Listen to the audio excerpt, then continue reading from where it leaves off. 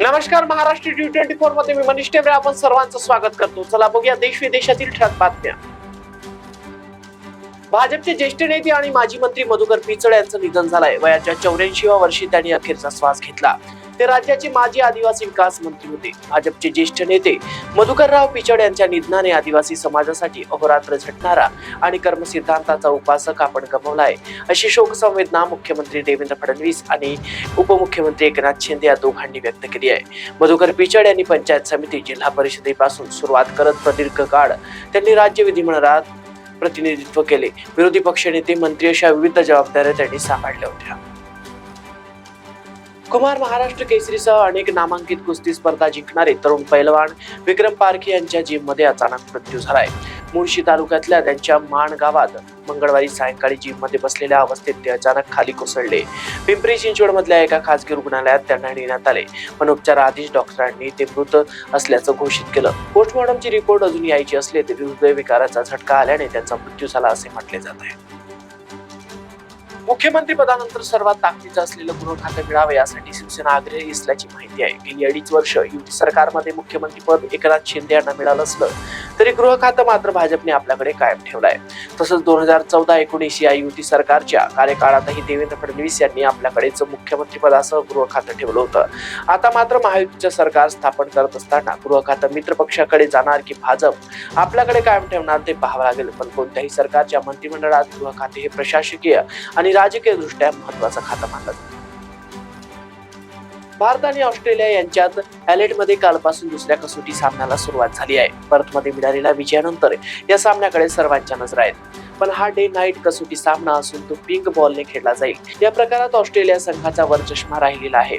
कसोटी क्रिकेटची लोकप्रियता कायम राहावी म्हणून ICC कडून करण्यात येणाऱ्या प्रयोगापैकी एक म्हणजे डे नाईट कसोटी सामना। या सामन्यासाठी पिंक बॉलचा वापर केला जाणार आहे। हेही सामन्याचं एक महत्त्वाचं वेगळेपण आहे, कारण या चेंडू खेळावर सामान्य आणि निकालावर मोठा परिणाम झालेला आतापर्यंत तरी पाहायला मिळाला आहे। 2024 हे अनेक ब्लॉकबस्टर सिनेमांसाठी भारतीय चित्रपटसृष्टीसाठी ऐतिहासिक ठरणार आहे। यापूर्वी आलेल्या स्त्री 2, भूल-भुलैया 2 आणि सिंघम अगेन यासारख्या चित्रपटांनी तब्बल 500 कोटी रुपयांपेक्षा अधिकचा गल्ला जमवत कमाईचे नवे विक्रम रचले। भारतातील या चित्रपट उद्योगाची उलाढाल अवाक करणारी आहे। ऍक्शन, ड्रामा, रोमांस, गाणी आणि संगीत असं सगळ्यांचंच मिश्रण असणारे भारतीय चित्रपट देशातच नाही तर आंतरराष्ट्रीय दर्शकांसाठी आकर्षणाचा विषय बनले आहे। यासाठी या चित्रपटाची देशाबाहेरील आंतरराष्ट्रीय कमाई देखील तितकीच घसघशीत पाहायला मिळत आहे। पण इतक्या मोठ्या व्यावसायिक यशानंतर कलात्मकता, बौद्धिक आशय आणि सामाजिक विषयावरील भाष्य या बाबतीत भारतीय सिनेमा आजही कच खाताना दिसत आहे। हॉलिवूड आणि युरोपातील चित्रपटात शोषित वंचित समूहाच्या गोष्टी धाडसीपणे दाखवल्या जातात। सामाजिक विषयांवरती आशयघन चर्चा तिथल्या चित्रपटातून होते, कारण तिथे चित्रपटांकडे फक्त मनोरंजनानेच नव्हे तर लोकांना वैचारिक जडणघडण करण्याचे साधन म्हणून पाहिलं जातं। पण भारतात डॉक्टर बाबासाहेब आंबेडकर यांच्या चित्रपटांना कुठे ना कुठे डावलल्या जात आहे असं चित्र पाहायला मिळत आहे। दक्षिण कोरियात लष्करी राजवट लागू करण्याचे आदेश राष्ट्रपती यांनी दिले होते, पण लोकांनी केलेल्या तीव्र निर्देशामुळे आणि सर्व खासदारांनी आपला एकमताने विरोध दर्शवल्यानंतर हा आदेश परत घेण्यात आलाय। या सर्व घटनाक्रमाच्या दुसऱ्या दिवशी दक्षिण कोरियात तीव्र निदर्शने सुरू असून राष्ट्रपती यून सुक योल यांच्या विरोधात महाभियोग चालवण्यात यावा अशी मागणी करण्यात येत आहे।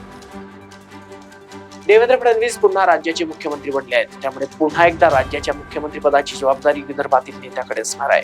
याआधी मारुतराव कन्नमवार, वसंतराव नाईक, सुधाकरराव नाईक असे मुख्यमंत्री विदर्भानं महाराष्ट्राला दिले आहेत। राज्याचे मुख्यमंत्री देवेंद्र फडणवीस, भाजपचे प्रदेशाध्यक्ष चंद्रशेखर बावनकुळे, सुधीर मुनगंटीवार, काँग्रेसचे प्रदेशाध्यक्ष नाना पटोले, माजी विरोधी पक्षनेते विजय वडेट्टीवार हे सगळे नेते विदर्भातून येतात।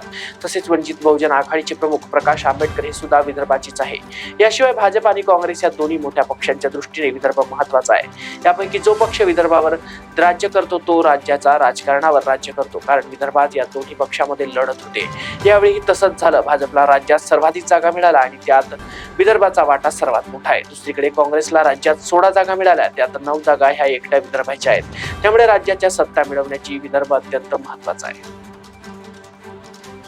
विविध आजारांवरील उपचार, त्यावरील औषध हा आपल्या आरोग्य व्यवस्थेचा अत्यंत महत्त्वाचा भाग आहे। अँटीबायोटिक्स ह्या औषधीच्या अत्यंत महत्त्वाची श्रेणी आहे। मात्र सर्व प्रकारच्या संसर्गावर सातत्याने मोठ्या प्रमाणात अँटीबायोटिक्सचा वापर झाल्यामुळे कालांतराने जीवाणूसारखे सूक्ष्मजीव या औषधींनी सरसावले आहेत। त्यामुळे या औषधांची परिणामकता कमी झाली आहे। पुष्पा 2 सिनेमा क्रेजमुळे उडालेल्या झुंबडमुळे हैदराबादमध्ये एका महिलेचा मृत्यू झालाय आणि या मृत्यूसाठी खुद्द अभिनेता अल्लू अर्जुन विरोधात तक्रार दाखल करण्यात आली आहे. झालं असं 4 डिसेंबर रात्री 9:30 वाजता पुष्पा 2 चा प्रीमियर शो हैदराबादच्या संध्या चित्रपटगृहात होणार होता. प्रेक्षकांची आणि चाहत्यांची प्रचंड गर्दी आधीच होती. त्यातच पुष्पा पात्र साकारणारा अभिनेता अल्लू अर्जुन या सिनेमा हॉलला येत असल्याची चर्चा सुरू झाली आणि झुंबड उडाली. त्यातच त्या महिलेचा मृत्यू झालाय. महाराष्ट्रात देवेंद्र फडणवीस यांनी मुख्यमंत्रीपदाची तर अजित पवार आणि एकनाथ शिंदे यांनी उपमुख्यमंत्रीपदाची शपथ घेतली. यानंतर मंत्रिमंडळाची पहिली बैठकही पार पडली. तर आता महायुती सरकारच्या पहिल्याच दिवशी उद्धव ठाकरेंच्या शिलेदाराने मुख्यमंत्री फडणवीस यांना सोयाबीनवरून घेतलाय. सोयाबीनबाबत मुख्यमंत्री फडणवीस खोटं बोलत आहेत असा आरोप त्यांनी केलाय. आजच्या विशेष बातमीपत्रात एवढंच. अधिक माहितीकरिता बघत राहा महाराष्ट्र न्यूज.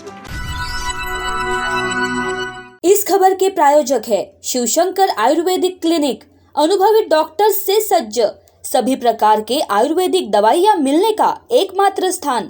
इनका पता Shivshankar ayurvedic clinic, doctor Mangala Ketkar hospital के सामने, महाजन मार्केट के पास, टेम्पल बाजार रोड, सीताबर्डी, नागपुर।